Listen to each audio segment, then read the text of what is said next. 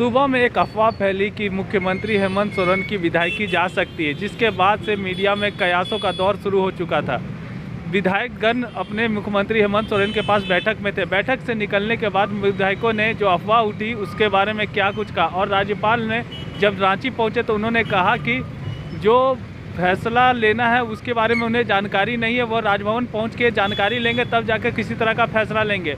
लेकिन जो अफवाह उठी उसको लेकर कई तरह के कयास के बाजार गर्म हो गए। विधायकों की बैठकें शुरू हो गई, कौन कहाँ जाएगा इसके बारे में कयास लगाए जाने लगे। लेकिन आज जो बैठक खत्म होने के बाद जब विधायकों ने निकले तो क्या कुछ कहा, आइए आपको सुनवाते हैं।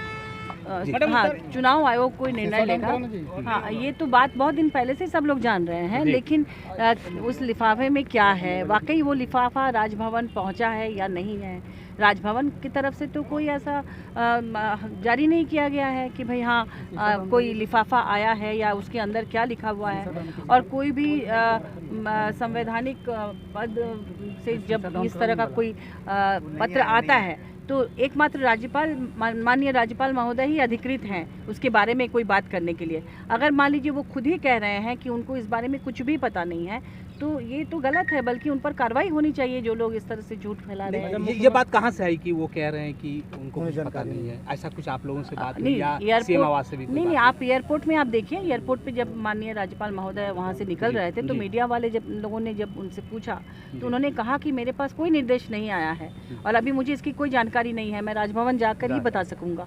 तो जब खुद माननीय राज्यपाल महोदय ये बात कह रहे हैं तो ये बातें मीडिया में सार्वजनिक भाजपा के नेतागण कर रहे हैं, तो ये तो गलत है। चुनाव आयोग को उन पर एक्शन लेना चाहिए, क्योंकि इस तरह से ये तो संविधान का हनन है।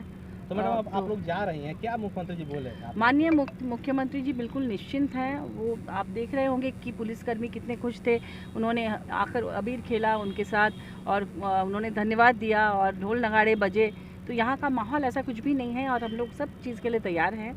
और हमारे तमाम जो विधायकगण हैं गठबंधन के, कांग्रेस के, राजद के और जेएमएम के सारे लोग हमारे साथ हैं और चाहे वो कितना भी षड्यंत्र करे या कुछ भी करे, हमारी सरकार नहीं गिरने वाली है, इतना तो तय है। जिस तरह से अभी आज हलचल हुई है दिन भर, क्या कहेंगे आप? कितने संकट में सरकार है, हेमंत जी की सदस्यता है और जिस तरह से भाजपा के ट्वीट आ रहे हैं, किसी तरह का कोई संकट का सवाल ही नहीं होता है।